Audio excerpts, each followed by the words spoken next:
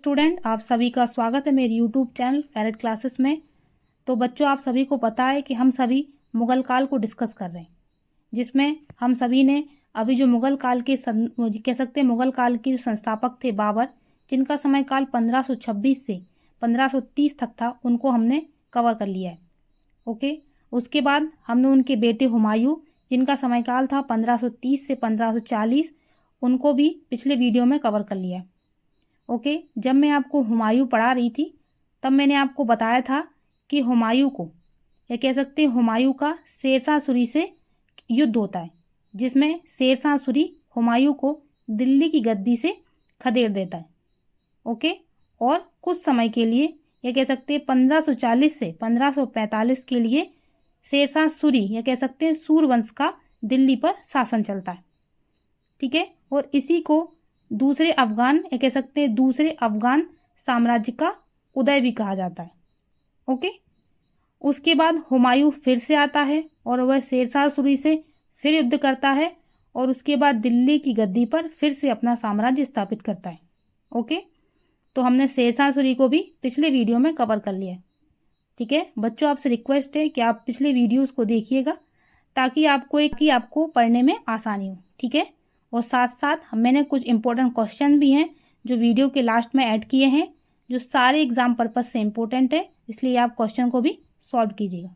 ठीक है।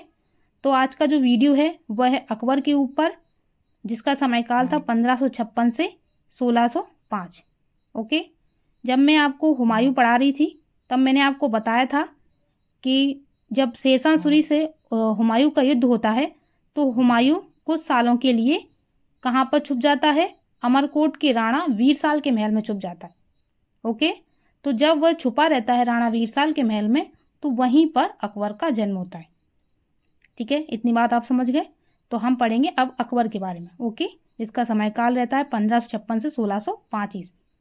तो अकबर का जन्म 15 अक्टूबर 1542 को हमीदा बानो बेगम के गर्भ से अमरकोट के राणा बीरसाल के महल में हुआ था। ओके। अकबर के पिता का नाम हुमायूं था तथा इसके बचपन का नाम जलाल था। अगर अकबर का पूरा नाम पूछा जाए तो अकबर का पूरा नाम था अबुल फतेह जलालुद्दीन मोहम्मद अकबर। हुमायूं की मृत्यु की सूचना मिलने पर पंजाब में गुरदासपुर जिले में स्थित कालानौर नामक स्थान पर 14 फरवरी 1556 को अकबर का राज्याभिषेक हुआ। ठीक है। तो जब हुमायूं की मृत्यु की सूचना अकबर के पास पहुंची, तो उस समय अकबर पंजाब में ही था, तो उसी समय पर वहां उसका राज्याभिषेक कर दिया गया। चूंकि जब हुमायूं की मृत्यु हुई थी, तब अकबर था वो एक अवयस्क था। ठीक है, मतलब उसकी उम्र 13 वर्ष की थी। तो उसका एक संरक्षक था बैरम खां। ठीक है। तो बैरम खां 1556 से 1560 तक अकबर का संरक्षक रहा। जब अकबर का राज्याभिषेक हुआ, तो उस समय सिर्फ पंजाब के ही कुछ हिस्सों पर उसका वास्तविक नियंत्रण था। ठीक है। तो पंजाब के कुछ हिस्से ही उसके वास्तविक नियंत्रण में क्यों थे, इसकी थोड़ी सी पिछली स्टोरी समझ लेते हैं।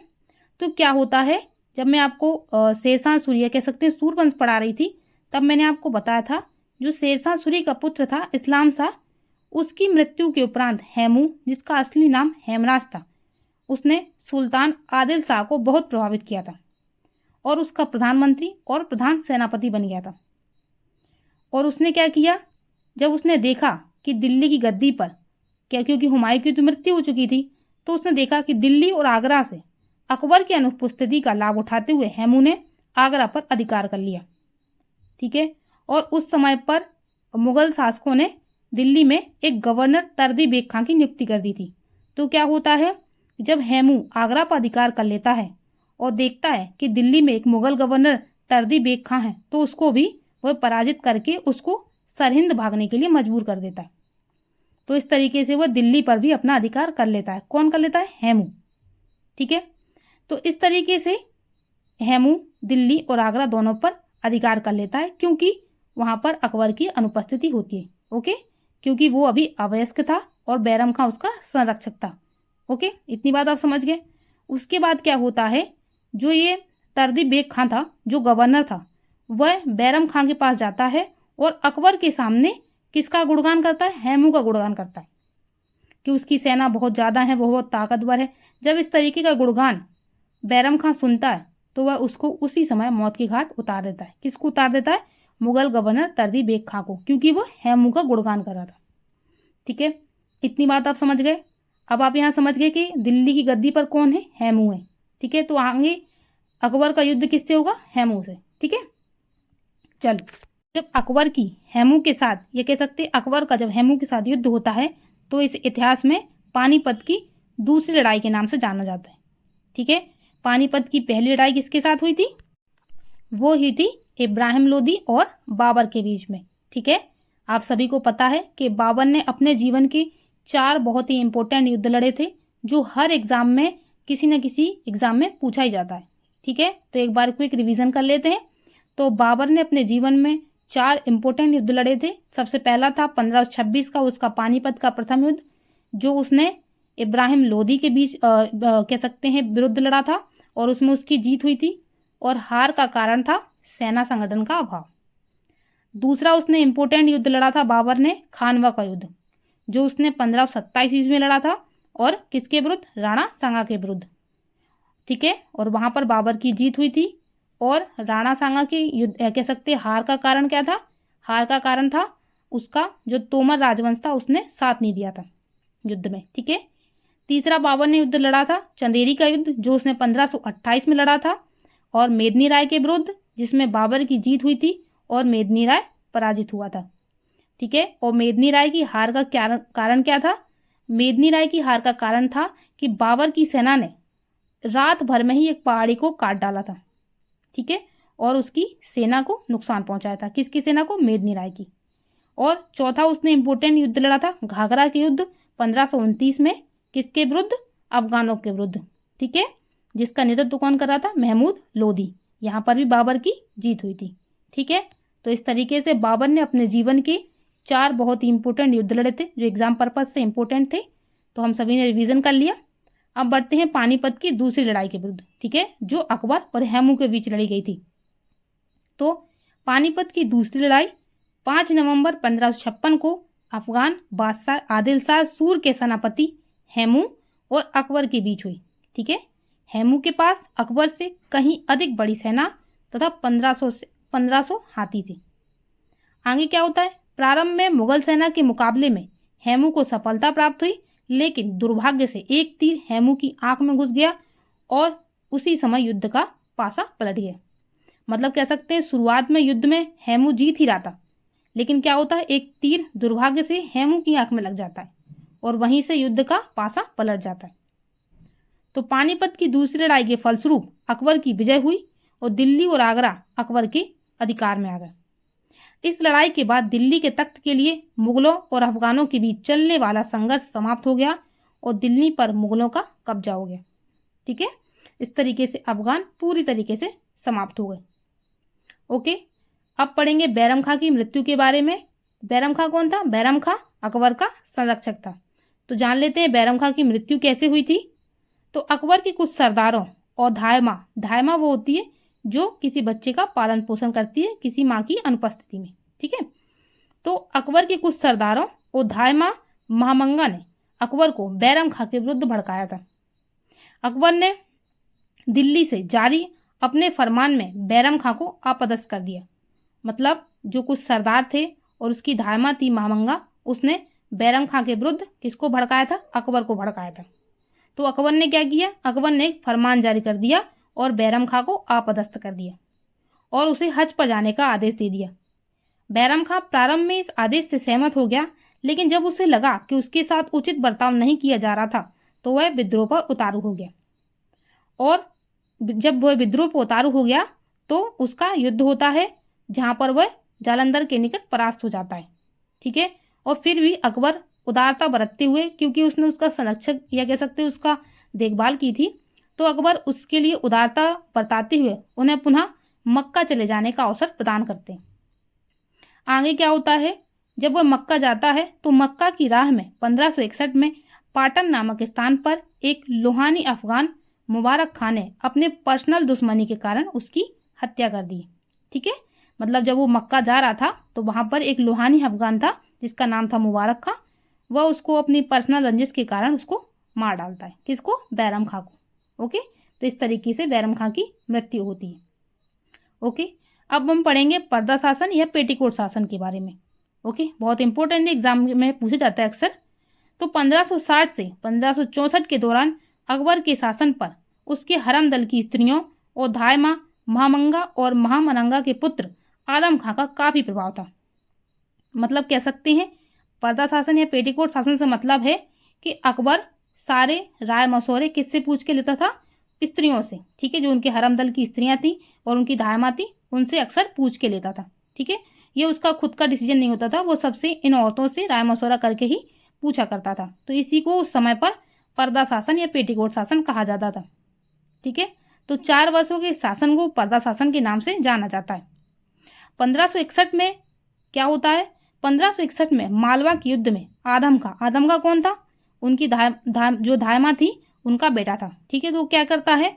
मालवा के युद्ध में आदम खां ने लूटे हुए धन का अधिकांश भाग अपने पास रख लिया, जिस कारण अकबर को पता चलने पर आदम खां को मृत्युदंड दे दिया।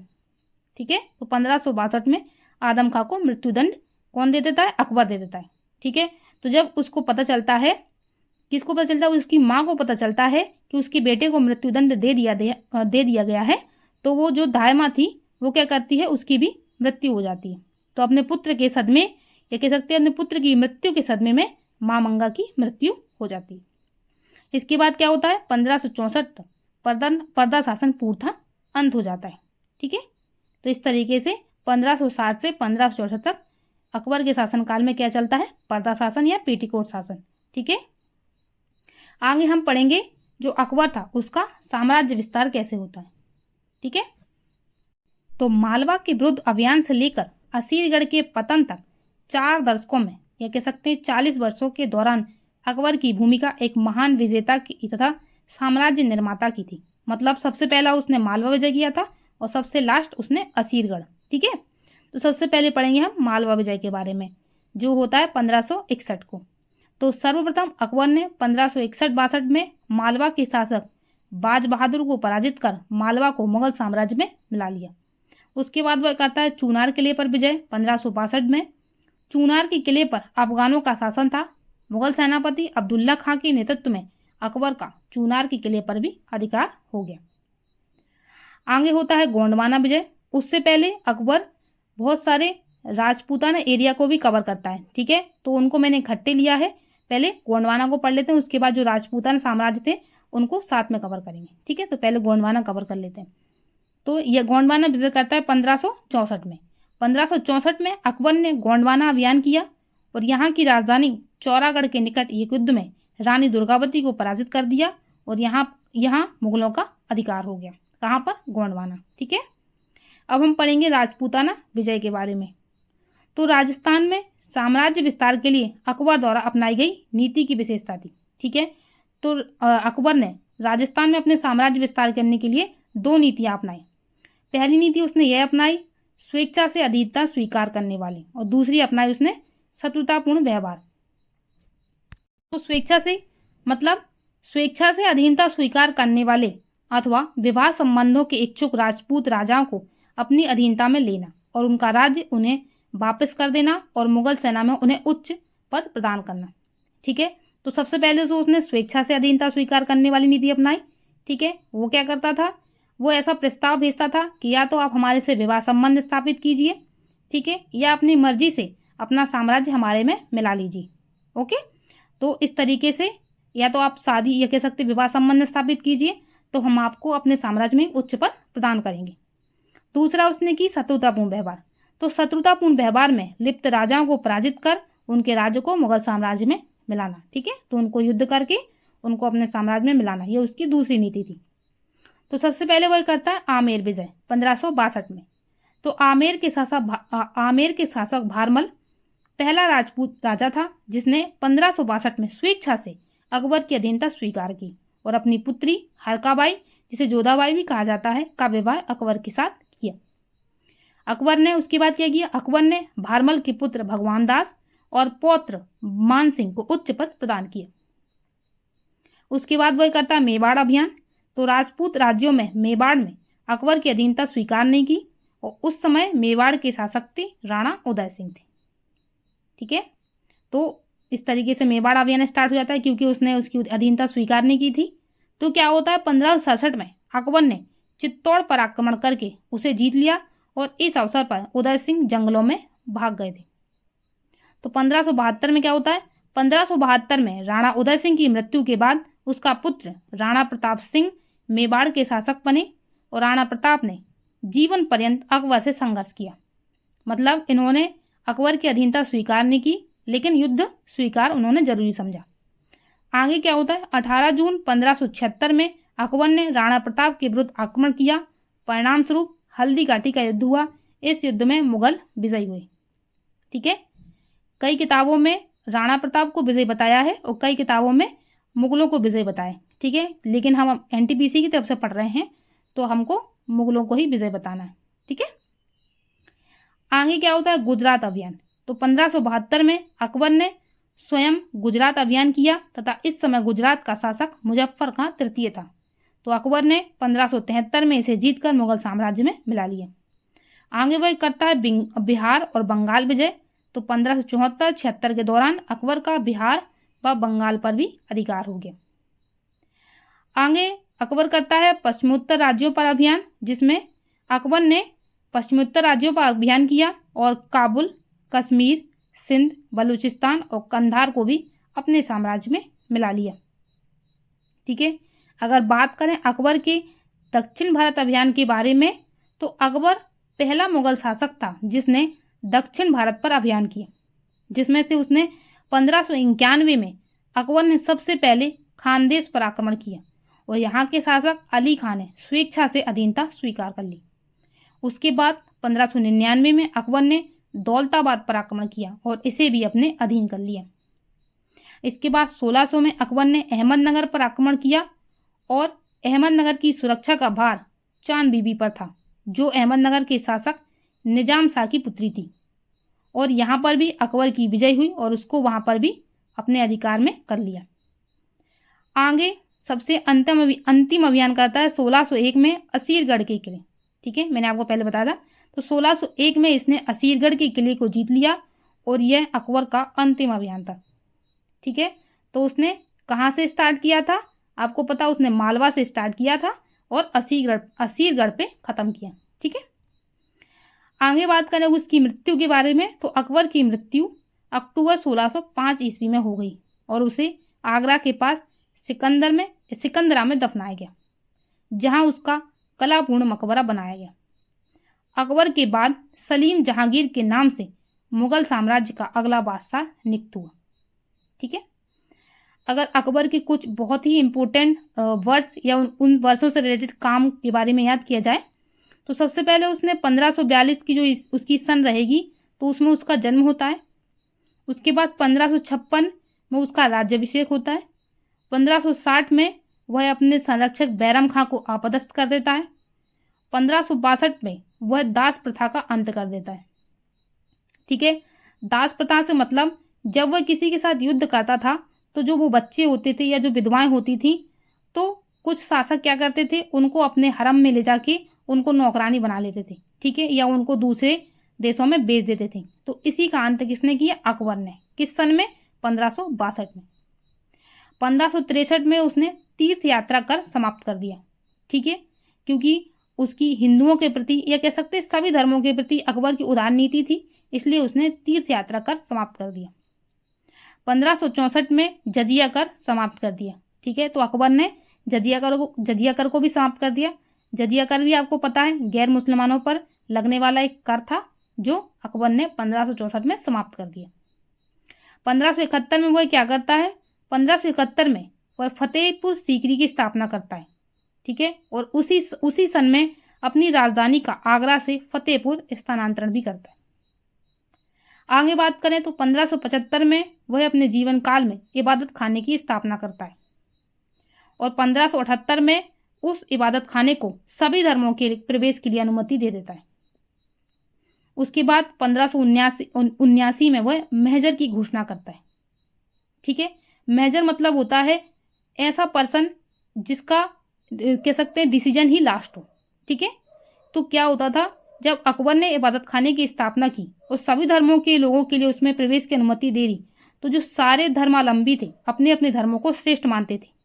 तो इसी वजह से वहां पर काफ़ी सारी बहस होती थी और इसमें अकबर हर समय कंफ्यूज हो जाता था कि कौन बेस्ट है कौन नहीं।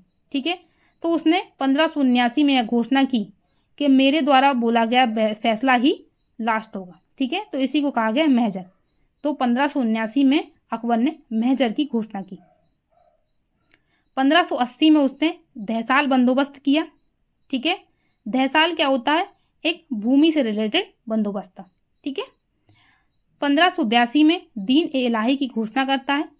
1583 में एक नया कैलेंडर जिसका नाम था इलाही संवत, उसकी भी शुरुआत अकबर करता है। 1601 में अपने जीवन का लास्ट अभियान असीरगढ़ का किला जो था उसका ये अंतिम अभियान था और 1605 में उसकी मृत्यु हो जाती। तो ये इसके जीवन काल की कुछ इंपॉर्टेंट वर्ष थे जिनमें से घटित या रिलेटेड उसकी इंपॉर्टेंट घटनाएं थी। ठीक है। तो एक क्विक रिवीजन हो गया आप लोगों का। अब कुछ इंपॉर्टेंट पॉइंट हैं वो कवर कर लेते हैं। तो अकबर का प्रथम विवाह हिंदाल की पुत्री रुकैया बेगम से हुआ था। दूसरा इंपॉर्टेंट पॉइंट है, अकबर ने जैन आचार्य विजयसेन सूरी को काली सरस्वती की उपाधि दी थी। तीसरा इंपॉर्टेंट है, दीन ए इलाही धर्म का प्रधान पुरोहित कौन था, अकबर था। दीन ए इलाही धर्म स्वीकार करने वाला प्रथम शासक बीरबल था। अकबर के दरबार के प्रसिद्ध चित्रकार अब्दुल समद, दसवंत तथा वासवान थे। नेक्स्ट है, अकबर के शासनकाल के प्रमुख गायक तानसेन, बाज बहादुर, बाबा रामदास एवं बैजू बावरा थे। अकबर की शासन प्रणाली की प्रमुख विशेषता मनसबदारी प्रथा थी। नेक्स्ट पॉइंट है, अकबर के समकालीन प्रसिद्ध सूफी संत शेख सलीम चिश्ती थे। नेक्स्ट पॉइंट है, फैजी अकबर के दरबार में राजकवि के पद पर आसीन थे। नेक्स्ट इंपॉर्टेंट पॉइंट है, यूसुफ जाइयों के विद्रोह को दबाने के दौरान बीरबल की हत्या हो गई थी। नेक्स्ट इंपॉर्टेंट पॉइंट है, गुजरात विजय के बाद अकबर ने बुलंद दरवाजे का निर्माण करवाया था। बहुत ही इंपॉर्टेंट पॉइंट है, एग्जाम में पूछा गया है। नेक्स्ट है, अकबर अक्सर नगाड़ा वाद्य यंत्र बजाता था। नेक्स्ट है, अकबर की इच्छा अनुसार अब्दुल कादिर बदायूनी ने रामायण का फारसी भाषा में अनुवाद किया था। बहुत इंपॉर्टेंट है, याद रखिएगा। नेक्स्ट है, अबुल फजल ने अकबरनामा की रचना की थी। ठीक है। तो अगर अकबरनामा किसने लिखा था तो लेखक थे अबुल फजल। अगर अकबर के नौरत्नों की बात करें तो नौरत्न थे जिसमें से सबसे पहले थे बीरबल, जिनके बचपन का नाम महेश दास था और इन्हें कविराज की उपाधि मिली थी। और दीन ए इलाही धर्म अपनाने वाले यह पहले एकमात्र हिंदू थे और इनकी यूसुफ जाई कबीले से लड़ते समय इनकी मृत्यु हो गई थी। ठीक है। तो ये बीरबल के बारे में कुछ इंपॉर्टेंट पॉइंट थे। उसके बाद है अबुल फजल। यह इतिहासकार, दर्शन और साहित्य के विद्वान थे। अकबरनामा और आईने अकबरी की रचना किसने की थी, अबुल फजल ने की थी। बहुत इंपॉर्टेंट है, याद रखिएगा। ठीक है। नेक्स्ट रत्न थे उनके दरबार के तानसेन। ठीक है। जिनके बचपन का नाम रामतनु पांडे था और इनके गुरु का नाम हरिदास था। ठीक है। और इनको कंटावरण वाड़ी विलास की उपाधि भी मिली थी। नेक्स्ट है इनके कह सकते रत्नों में अब्दुल रहीम खाने खाना। ठीक है। तो यह बैरम खां के पुत्र थे। यह एक कवि और साहित्यकार थे और गुजरात विजय पर इनको खाना खाना की उपाधि मिली थी। नेक्स्ट है मान सिंह। यह राजा भारमल के पौत्र एवं भगवान दास के पुत्र थे और यह एक बहादुर सेना नायक थे अकबर की सेना में। ओके। नेक्स्ट है राजा टोडरमल। यह अकबर के दरबार में दीवान थे और यह भूमि सुधारक के पद पर थे और दहसाल बंदोबस्त इन्होंने ही शुरू किया था। नेक्स्ट है राजा फैजी। यह अबुल फजल का बड़ा भाई था और अकबर ने राजकवि का दर्जा इनको दिया था और इन्होंने कई ग्रंथों का फारसी में अनुवाद किया था। नेक्स्ट है हकीम इमाम। यह अकबर के विश्वास पात्र मित्र थे और यह रसोई घर के प्रबंधक भी थे। ठीक है। और लास्ट रत्न है उनके कह सकते दरबार के मुल्ला दो प्याजा। यह अरब के रहने वाले थे और बुद्धिमान और तार्किक व्यक्ति थे। ठीक है। तो इस तरीके से जो 9 रत्न थे जो अकबर के दरबार में कह सकते हैं शामिल थे। अब बात करेंगे अकबर के निर्माण कार्य के बारे में। तो उसने अपने शासनकाल के दौरान क्या क्या निर्माण किया उसके बारे में जान लेते हैं। तो आगरा का लाल किला जो आगरा में है। दूसरा उसने निर्माण किया था लाहौर का किला जो लाहौर में है। इलाहाबाद का किला इलाहाबाद में है। हुमायूं का मकबरा जो दिल्ली में है। बुलंद दरवाज़ा जो आगरा में है। जोधाबाई का महल आगरा में है। पंचमहल फतेहपुर सीकरी में है और फतेहपुर सीकरी वह आगरा में। ठीक है, कंफ्यूज मत होइएगा। ठीक है, उसके कर लिया है। ठीक है, अब बारी है टेस्ट की। चलो देखते हैं आप कितने क्वेश्चन सॉल्व कर पाते हैं, जिसमें से पहला क्वेश्चन है। ठीक है, तो पहला क्वेश्चन पे बढ़ते हैं। पहला क्वेश्चन है हुमायूं के उत्तराधिकारी ब्लैंक है का जन्म हुमायूं के निर्वासन काल में हुआ था और वह उत्तराधिकारी जब 13 वर्ष का था तब उसके पिता की मृत्यु हो गई थी। ठीक है, तो आपको बताना है ऐसा कौन सा पर्सन था जिसकी पिता की मृत्यु हो गई थी और उस समय वह 13 वर्ष का था। ठीक है, तो इसका राइट आंसर होगा, आपके पास ऑप्शन है जहांगीर, बाबर, शाहजहां या अकबर। तो आपका राइट आंसर है अकबर। ठीक है, सारे क्वेश्चंस के आंसर मैं पूरे क्वेश्चन की आंसर शीट लास्ट के वीडियो में या कह सकते हैं लास्ट स्लाइड में ऐड कर दूंगी। ठीक है, अभी मैं आपको आंसर ओनली बताते जा रही हूँ। नेक्स्ट क्वेश्चन है अकबर का जन्म किस वर्ष हुआ था। ठीक है, आप देख सकते हैं कितनी बार क्वेश्चन पूछा गया है। ऑप्शन है 1542, 1642, 1742 या 1842। तो राइट आंसर है आपका 1542। नेक्स्ट क्वेश्चन पर चलते हैं। अकबर जिसका समयकाल था 1556 से 1605 ईस्वी किस वंश का शासक था। तो ऑप्शन है नंद, मौर्य, मुगल या हर्यक। तो राइट आंसर है आपका मुगल। नेक्स्ट है निम्नलिखित में से कौन सा मुगल शासक अशिक्षित था। तो ऑप्शन है शाहजहां, औरंगजेब, अकबर या जहांगीर। तो राइट आंसर है अकबर। नेक्स्ट है जोधाबाई का विवाह किसके साथ या कह सकते जोधाबाई का किसके साथ विवाह हुआ था। तो ऑप्शन है बाबर, हुमायूं, अकबर या औरंगजेब। तो राइट आंसर है अकबर। नेक्स्ट है वर्ष 1556 में मुगल साम्राज्य का सिंहासन किसे प्राप्त हुआ। तो ऑप्शन है अकबर, शेरशाह सूरी, जहांगीर या शाहजहां। तो राइट आंसर है आपका ऑप्शन ए अकबर। नेक्स्ट है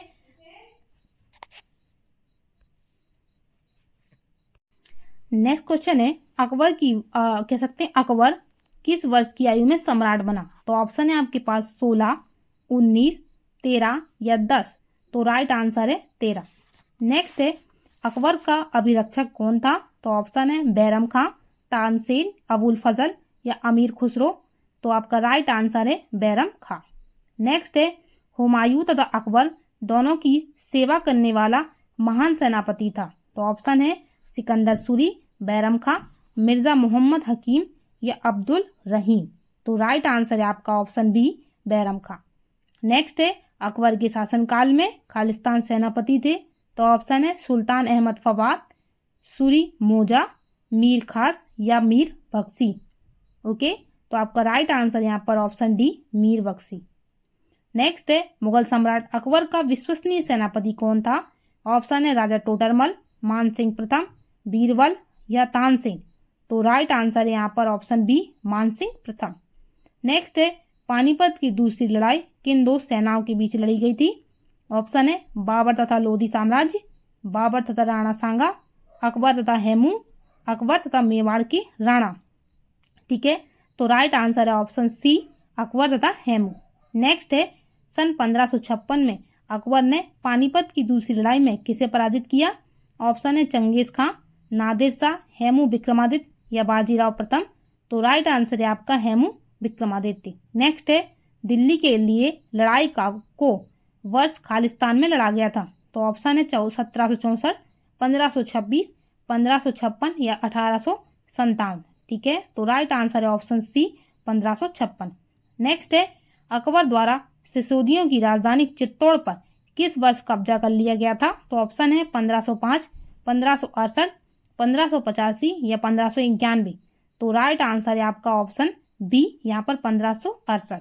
नेक्स्ट है तुकोरोई का युद्ध जिसे बजौरा के युद्ध तथा मुगलमार के युद्ध के रूप में भी जाना जाता है मुगल साम्राज्य और बंगाल सल्तनत के बीच निम्नलिखित में से किस वर्ष हुआ था? तो ऑप्शन है 1595, 1585, 1532 या 1575। तो यहाँ पर राइट आंसर है आपका ऑप्शन डी 1575।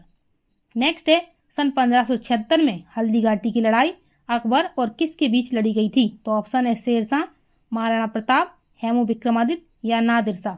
तो राइट आंसर है आपका महाराणा प्रताप। नेक्स्ट है हल्दी घाटी के युद्ध में किस सम्राट की सेना ने महाराणा प्रताप से युद्ध किया था?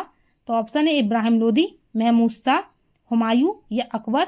तो राइट आंसर है आपका अकबर। नेक्स्ट है हल्दी घाटी का युद्ध किन दो सेनाओं के बीच लड़ा गया?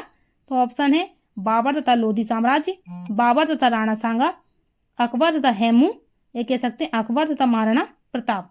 ओके, तो राइट आंसर है आपका अकबर तथा महाराणा प्रताप। नेक्स्ट है 1576 में हल्दी घाटी के युद्ध में महाराणा प्रताप को किसने हराया था? तो ऑप्शन है निजाम शाह, जहांगीर, अकबर या हरिहर प्रथम। तो राइट आंसर है अकबर।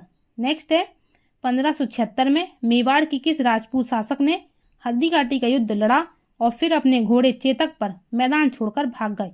तो नेक्स्ट ऑप्शन है राणा अमर सिंह, राजा मान सिंह, महाराजा उदय सिंह या महाराणा प्रताप। ठीक है, तो यहाँ पर राइट आंसर है option D Maharana Pratap. Next है हल्दी घाटी का युद्ध किस वर्ष लड़ा गया? तो ऑप्शन है 1764, 1526, 1576 या 1857। तो राइट आंसर है आपका ऑप्शन सी 1576। नेक्स्ट है अकबर द्वारा लड़ी गई निम्नलिखित लड़ाइयों में से कौन सी लड़ाई अन्यों की तुलना में नवीनतम है? तो ऑप्शन है थानेसर की लड़ाई, पानीपत की दूसरी लड़ाई, तुकारोई की लड़ाई या हल्दी घाटी की लड़ाई। तो राइट आंसर है यहाँ पर ऑप्शन डी हल्दी घाटी की लड़ाई। नेक्स्ट है 1564 में मुगल सेनाओं से लड़ते हुए गढ़कटंगा का बचाव करने के दौरान किस रानी की मृत्यु हो गई? तो ऑप्शन है रानी दुर्गावती, रानी अवंतीबाई, रानी रुद्रबरा या रानी अहिल्याबाई। तो राइट आंसर है option A Rani Durgavati. Next है कालिंजर का किला जो मध्यकाल के दौरान रणनीतिक रूप से महत्वपूर्ण किला था, कहाँ पर स्थित है? तो ऑप्शन है राजस्थान, उत्तर प्रदेश, सिंध या पंजाब। तो राइट आंसर है आपका option B Uttar Pradesh. Next है निम्नलिखित में से कौन सा राज्य अकबर के साम्राज्य में शामिल नहीं था? ऑप्शन है काबुल, अवध, लाहौर या बीजापुर। तो यहाँ पर right answer option D Bijapur. Next है अकबर के समय मुगल साम्राज्य की पश्चिमोत्तर सीमा क्या थी? तो ऑप्शन है पंजाब, हिंदुकुश, काबुल या सिंध। तो राइट आंसर है ऑप्शन बी हिंदुकुश। नेक्स्ट है अकबर के शासन के दौरान सैन्य कमांडरों को खालिस्तान के नाम से जाना जाता था। तो ऑप्शन है बख्शी, सद्र, कोतवाल या फौजदार। तो राइट आंसर है ऑप्शन कह सकते हैं 28 का राइट आंसर यहाँ पर डी फौजदार। नेक्स्ट है निम्नलिखित में से किसने दीन ए इलाही का आरंभ किया था? तो ऑप्शन है जहांगीर, अकबर, बाबर या हुमायूं। तो राइट आंसर है आपका अकबर। नेक्स्ट है अकबर के एकमात्र किस दरबारी ने दीन ए इलाही को स्वीकार किया था? तो ऑप्शन है टोडरमल, बीरबल, तानसेन या मानसिंह। तो राइट आंसर है आपका ऑप्शन बी बीरबल। नेक्स्ट है निम्नलिखित में से कौन दीन ए इलाही का सदस्य बना? तो ऑप्शन राजा बीरबल, राजा मानसिंह, टोडरमल या तानसेन। तो राइट आंसर है आपका ऑप्शन ए बीरबल। नेक्स्ट है निम्नलिखित में से किस लेखक ने अकबर के दीन ए इलाही को उनकी मूर्खता का न कि बुद्धिमत्ता का स्मारक कहा? तो ऑप्शन है बदायूनी, विसेंट स्मिथ, वर्निंग या डब्ल्यू हैग। तो राइट आंसर है आपका option B Vincent Smith. Next है अकबर अपना धार्मिक विचार विमर्श कहाँ करता था? तो ऑप्शन है जोधाबाई महल, पंचमहल, इबादत खाना या बुलंद दरवाजा। तो यहाँ पर राइट आंसर है ऑप्शन सी इबादत खाना। नेक्स्ट है इबादत खाना जो एक बैठक थी वो किस मुगल सम्राट द्वारा निर्मित किया गया? तो ऑप्शन है बाबर, हुमायूं, अकबर या औरंगजेब। तो राइट आंसर है अकबर। नेक्स्ट है निम्नलिखित में से किस मुगल शासक के समय झरोका दर्शन आरंभ किया गया? तो ऑप्शन है बाबर, हुमायूं, अकबर या जहांगीर। तो राइट आंसर है यहाँ पर ऑप्शन सी अकबर। नेक्स्ट है मुगलों ने नवरोज का त्यौहार किससे लिया? तो ऑप्शन है पारसी, यहूदी, मंगोल या तुर्क। तो राइट आंसर यहाँ पर ऑप्शन ए पारसी। नेक्स्ट है 1579 में निम्न में से किसने महजरनामा जारी किया? तो ऑप्शन है हुमायूं, जहांगीर, अकबर या शाहजहां। तो राइट आंसर है अकबर। नेक्स्ट है रामचरितमानस के लेखक तुलसीदास किसके शासनकाल से संबंधित थे? तो ऑप्शन है चंद्रगुप्त विक्रमादित्य, नवाब वाजिद अली शाह, हर्ष या अकबर। तो यहाँ पर राइट आंसर है आपका ऑप्शन डी अकबर। नेक्स्ट है तुलसीदास ने रामचरितमानस किसके शासनकाल में लिखी? ऑप्शन है कृष्णदेवराय, अकबर, रामाराय या जहांगीर। तो यहाँ पर राइट आंसर है ऑप्शन बी अकबर। नेक्स्ट है अकबर के शासनकाल में किस पुस्तक का अनुवाद द रच नामक युद्ध की पुस्तक के रूप में किया गया था? तो ऑप्शन है महाभारत, रामायण, अकबरनामा या बाबरनामा। तो राइट आंसर है महाभारत। नेक्स्ट है निम्नलिखित में से कौन अकबर के 9 रत्नों में से नहीं थे? तो ऑप्शन है राणा अमर सिंह, अबुल फजल, राजा टोडरमल या राजा मान सिंह। तो राइट आंसर है राणा अमर सिंह। नेक्स्ट है टोडरमल किस मुगल शासक का प्रसिद्ध राजस्व मंत्री थे? तो ऑप्शन है शाहजहां, बहादुर शाह जफर, अकबर या औरंगजेब। तो यहाँ पर राइट आंसर है ऑप्शन सी अकबर। नेक्स्ट है अकबर के शासनकाल के दौरान मुगल साम्राज्य का वित्त मंत्री कौन था? तो ऑप्शन है राजा टोडरमल, मान सिंह प्रथम, बीरबल या तानसेन। तो यहाँ पर राइट आंसर है option A Raja Todarmal. Next है सम्राट अकबर के दरबार में टोडरमल थे। तो ऑप्शन है शिक्षा मंत्री, संस्कृति मंत्री, स्टाफ प्रमुख या वित्त मंत्री। तो राइट आंसर है ऑप्शन डी वित्त मंत्री। नेक्स्ट है अकबर के शासनकाल के दौरान मुगल काल की राजस्व प्रणाली को कहा जाता था। तो ऑप्शन है घरी, चराई, एकता या जब्त। तो राइट आंसर यहाँ पर ऑप्शन डी जब्त। नेक्स्ट है निम्नलिखित में से किस भू राजस्व व्यवस्था को टोडरमल प्रणाली कहा जाता है? तो ऑप्शन है जब्ती प्रणाली, गल्ला बख्शी प्रणाली, कनकूल प्रणाली या नसक प्रणाली। तो राइट आंसर यहाँ पर ऑप्शन ए जब्ती प्रणाली। नेक्स्ट है जब्ती प्रणाली के अंतर्गत वास्तविक उत्पादन का कितना अंश राज्य की मांग के रूप में निर्धारित किया गया था? तो ऑप्शन है 1/4, 1/3, आधा या 5वां भाग। तो यहाँ पर राइट आंसर है ऑप्शन बी 1/3। ठीक है। नेक्स्ट है अकबर के प्रशासन के तहत दहसाला प्रणाली संबंधित थी। ऑप्शन है राजनयिक मिशन, पत्थरों का निर्यात और आयात, भू राजस्व प्रणाली या सांस्कृतिक सम्मेलन। तो राइट आंसर है ऑप्शन सी भू राजस्व प्रणाली। नेक्स्ट है अकबरनामा के लेखक कौन है? तो ऑप्शन है अबुल फजल, अब्दुल समद, अब्दुल लतीफ या फैजी। तो राइट आंसर है अबुल फजल। नेक्स्ट क्वेश्चन है अबुल फजल ने लिखा। तो ऑप्शन है बाबरनामा, हुमायूंनामा, अकबरनामा या आलमगीरनामा। तो राइट आंसर है यहाँ पर अकबरनामा। नेक्स्ट क्वेश्चन है अबुल फजल द्वारा अकबर के शासन के इतिहास की कितनी जिल्दें लिखी गई थी? तो ऑप्शन है 1, 2, 3 या 4। तो राइट आंसर है ऑप्शन सी 3। नेक्स्ट है अबुल फजल द्वारा अकबर के शासन के इतिहास की लिखी गई 3 जिल्दों का शीर्षक क्या था? तो ऑप्शन है अकबरनामा, बाबरनामा, सफर ए अकबर या अकबर दरबार। तो राइट आंसर है ऑप्शन ए अकबरनामा। नेक्स्ट है अकबरनामा अबुल फजल द्वारा खंडों में रचित अकबर के शासनकाल का इतिहास है। तो ऑप्शन है 5, 2, 3 या 4। तो राइट आंसर है ऑप्शन सी 3। नेक्स्ट है अकबरनामा के दूसरे खंड में विवरण है। तो ऑप्शन है अकबर के प्रशासन का, अकबर के शासनकाल की घटनाओं का, अकबर के युद्धों का या अकबर के पूर्वजों का। तो राइट आंसर है ऑप्शन बी अकबर के शासनकाल की घटनाओं का। नेक्स्ट है आईने अकबरी जो अकबरनामा की पुस्तक का तीसरा खंड है किससे संबंधित है? तो अकबर के शासनकाल में अकबर की घटनाओं से, अकबर के धर्मों से, अकबर के पूर्वजों से या अकबर के प्रशासन से। तो राइट आंसर है ऑप्शन डी अकबर के प्रशासन से। नेक्स्ट है आईने अकबरी पुस्तक के लेखक का नाम बताइए। तो ऑप्शन है दारा सिकों, अबुल फजल, अब्दुल रहीम खाने खाना या टोडरमल। तो राइट आंसर है आपका ऑप्शन बी अबुल फजल। नेक्स्ट है अकबरनामा और आईने अकबरी द्वारा लिखित हैं। तो ऑप्शन है अकबर, अब्दुल कादिर बदायूनी, अबुल फजल या जियाउद्दीन बरनी। तो राइट आंसर है आपका अबुल फजल। नेक्स्ट है जैसा कि अबुल फजल ये अलमानी द्वारा लिखित आईने अकबरी में वर्णित है, गज जिसे लंबाई मापने की इकाई कहा गया है को खालिस्तान नामक समान भागों में विभाजित किया गया है। ऑप्शन है अंगुल, तसुज, रजाकन या लिच्छा। ठीक है। तो राइट आंसर है यहाँ पर ऑप्शन बी तसजुज। ठीक है। नेक्स्ट है अबुल फजल किस सूफी संत के पुत्र थे? तो ऑप्शन है शेख मुबारक, हजरत ख्वाजा, नसरुद्दीन चिराग या बाबा कुतुबुद्दीन बख्तियार काकी। तो राइट आंसर है यहाँ पर option A Sheikh Mubarak. Next है अकबर ने अपने पिता हुमायूं की गाथा हुमायूंनामा को लिपिबद्ध करने का दायित्व किसको दिया था? तो ऑप्शन है मरियम उज जमानी, जगत गोसाई बेगम, जोधा बेगम या गुलबदन बेगम। ठीक है। तो राइट आंसर है गुलबदन बेगम। नेक्स्ट है बीरबल किसकी अदालत में एक सलाहकार था? तो ऑप्शन है बाबर, अकबर, औरंगजेब या जहांगीर। तो राइट आंसर है आपका ऑप्शन बी अकबर। नेक्स्ट है मध्यकालीन भारत के प्रसिद्ध संगीतकारों में से एक तानसेन निम्नलिखित में से किस मुगल सम्राट के दरबारी थे? तो ऑप्शन है अकबर, बाबर, औरंगजेब या हुमायूं। तो राइट आंसर है अकबर। ठीक है, नेक्स्ट क्वेश्चन पर चलते हैं। नेक्स्ट क्वेश्चन है, अकबर ने मियाँ का शीर्षक किसे दिया था? तो ऑप्शन है राजा टोडरमल, मानसिंह प्रथम, बीरबल या तानसेन। तो राइट आंसर है आपका ऑप्शन डी, यहाँ पर तानसेन। नेक्स्ट है, संगीत सम्राट कह सकते हैं संगीत सम्राट तानसेन के गुरु थे, कौन थे? तो ऑप्शन है विशलदेव, हरिदास, संत ज्ञानेश्वर या रामानुज। तो यहाँ पर राइट आंसर है ऑप्शन बी, हरिदास। नेक्स्ट है, राग मियाँ की मल्हार के रचयिता किसे माना जाता है? तो ऑप्शन है तानसेन, बैजू बावरा, अमीर खुसरो या स्वामी हरिदास। तो राइट आंसर है आपका ऑप्शन ए, तानसेन।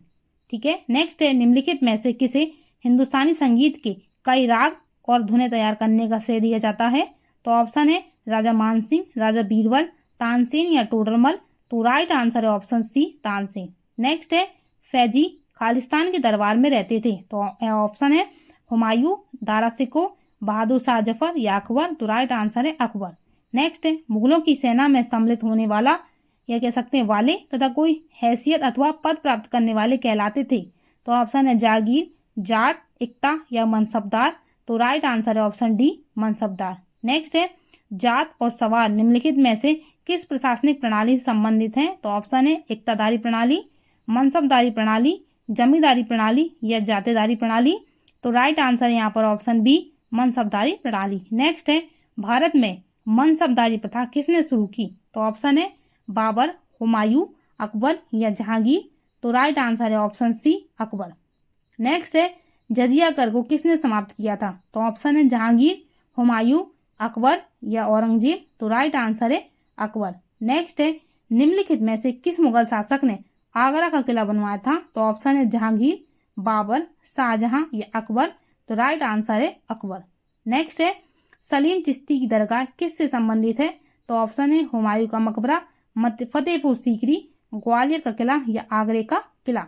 तो राइट आंसर यहाँ पर option B, Fatehpur Sikri. Next है, किस संत के सम्मान में अकबर ने फतेहपुर सीकरी का निर्माण किया था? तो ऑप्शन है शेख सलीम चिश्ती, शेख निजामत उल्लाह, शेख शहाबुद्दीन सुहरावर्दी या ख्वाजा पीर मोहम्मद। तो राइट आंसर है शेख सलीम चिश्ती। नेक्स्ट है, निम्नलिखित में से किसने फतेहपुर सीकरी के पंचमहल का निर्माण करवाया था? तो ऑप्शन है अकबर, जहांगीर, शाहजहां या औरंगजेब।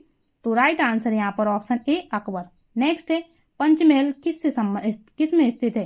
तो ऑप्शन है हवा महल, ग्वालियर का किला, फतेहपुर सीकरी या आगरे का किला। तो यहाँ पर राइट आंसर है option C, Fatehpur Sikri. Next है, जामा मस्जिद इन विश्व धरोहर स्थलों में से किस में स्थित है? तो ऑप्शन है फतेहपुर सीकरी, हुमायूं का मकबरा, कुतुब मीनार या आगरे का किला। तो राइट आंसर है option A, Fatehpur Sikri. Next है, जीत का सबसे ऊंचा और बड़ा प्रतीक बुलंद दरवाजा किस शासक ने बनवाया था? तो ऑप्शन है औरंगजेब, मोहम्मद गौरी, अकबर या जहांगीर। तो राइट आंसर है अकबर। नेक्स्ट है, सिटी ऑफ विक्ट्री के नाम से प्रसिद्ध फतेहपुर सीकरी को मुगलों के महान शासक के दौरान खालिस्तान में निर्मित किया गया था। तो ऑप्शन है बीदर, अलीगढ़, जयपुर या आगरा। तो राइट आंसर है यहाँ पर ऑप्शन डी, आगरा। नेक्स्ट है, बुलंद दरवाजा कहाँ स्थित है? तो ऑप्शन है पश्चिम बंगाल, गुजरात, उत्तर प्रदेश या तमिलनाडु। तो राइट आंसर है ऑप्शन सी, उत्तर प्रदेश। नेक्स्ट है, बुलंद दरवाजा किस स्थान के महल का मुख्य प्रवेश द्वार है? तो ऑप्शन है आमेर का किला, ग्वालियर का किला, फतेहपुर सीकरी या आगरा का किला। तो राइट आंसर है यहाँ पर option C, Fatehpur Sikri. Next है, किस मुगल शासक ने मकसूदाबाद नामक शहर का निर्माण किया जो बाद में मुर्शिदाबाद के नाम से प्रसिद्ध हुआ? तो ऑप्शन है बहादुर शाह जफर, अकबर, शाहजहां या हुमायूं। तो राइट आंसर है ऑप्शन बी, अकबर। नेक्स्ट है, भारत में वास्तुकला की चारबाग शैली किसने प्रारंभ की? तो ऑप्शन है मराठों ने, राजपूतों ने, मौर्यों ने या मुगलों ने। तो राइट आंसर है ऑप्शन डी, मुगलों ने। नेक्स्ट है, लगभग 50 वर्ष शासन करने के पश्चात किसकी मृत्यु 1605 ईस्वी में हुई थी? उसे आगरा से बाहर सिकंदरा में दफनाया गया था। तो ऑप्शन अकबर, औरंगजेब, जहांगीर या शाहजहां। तो राइट आंसर है आपका यहाँ पर ऑप्शन ए, अकबर। नेक्स्ट है, अकबर का मकबरा निम्नलिखित में से किस स्थान पर स्थित है? सिकंदरा, आगरा, फतेहपुर सीकरी, इलाहाबाद। तो राइट आंसर है ऑप्शन ए, सिकंदरा। नेक्स्ट है, सिकंदरा में सम्राट का मकबरा है? तो ऑप्शन है अकबर, हुमायूं, जहांगीर या शाहजहां। तो राइट आंसर है अकबर। नेक्स्ट है जरदोजी कढ़ाई खालिस्तान के तहत लोकप्रिय हुई थी? तो ऑप्शन है अकबर, चंद्रगुप्त मौर्य, औरंगजेब या अशोक। तो यहाँ पर राइट आंसर है ऑप्शन ए अकबर। नेक्स्ट है निम्न में से किसका प्रशासन एक ऐसा मॉडल बना जिसका अनुसरण अकबर ने किया जब उसने मुगल साम्राज्य को संगठित किया? तो ऑप्शन है इल्तुतमिश, शेरशाह सूरी, गयासुद्दीन बलबन या बहलोल लोदी। तो यहाँ पर राइट आंसर है option B, Sher Shah Suri. Next है जब ईस्ट इंडिया कंपनी का गठन हुआ था तो उस समय भारत का मुगल बादशाह कौन था? तो ऑप्शन है अकबर, जहांगीर, हुमायूं या औरंगजेब। तो राइट आंसर है ऑप्शन ए अकबर। नेक्स्ट है निम्नलिखित में से किस मुगल सम्राट को हिंदी गीतों की रचना का श्रेय प्राप्त है? तो ऑप्शन है बाबर, अकबर, जहांगीर या शाहजहां। तो राइट आंसर है ऑप्शन बी अकबर।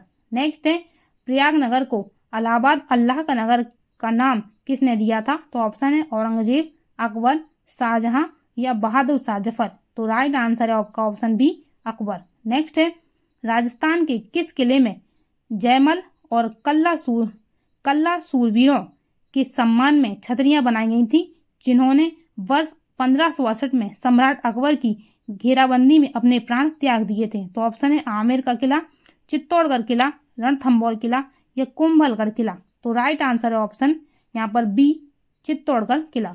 नेक्स्ट है निम्न में से कौन सा अकबर यानी कह सकते निम्न में से कौन सा अकबर द्वारा अपनाया गया सुधार उपाय नहीं है? तो ऑप्शन है दाग, मनसबदारी प्रणाली, इक्ता प्रणाली या जब्ती प्रणाली। तो राइट आंसर है ऑप्शन सी, इक्ता प्रणाली। नेक्स्ट है निम्नलिखित में से सही जोड़ा कौन सा है? तो आपको बताना है सही जोड़ा कौन सा है। तो इसका राइट आंसर यहाँ पर ऑप्शन सी, बैरम खां और अकबर। नेक्स्ट है इस वीडियो का लास्ट क्वेश्चन है निम्नलिखित में से शासक और शासनकाल का कौन सा युग्म सही है? ओके, तो आपको बताना है शेरशाह सूरी जिसका समय काल तो 1540 से 1545 या अकबर जिसका समय काल था 1556 से 1605। ठीक है, तो यहाँ पर जो ऑप्शन सी है फर्स्ट और सेकंड दोनों मतलब दोनों ही युग्म सही। ठीक है, तो यहाँ पर 99 क्वेश्चन कंप्लीट हो जाते हैं अकबर से रिलेटेड। ठीक है, अगर ये बच्चों वीडियो आपको अच्छा लगे तो प्लीज़ आप कह सकते हैं वीडियो को लाइक करना और प्लीज़ चैनल को सब्सक्राइब कर लेना। ठीक है, मैंने ये आंसर शीट भी ऐड कर दी है। ओके, आप स्क्रीनशॉट लेके खुद से भी प्रैक्टिस कर सकते हैं। ओके बच्चों।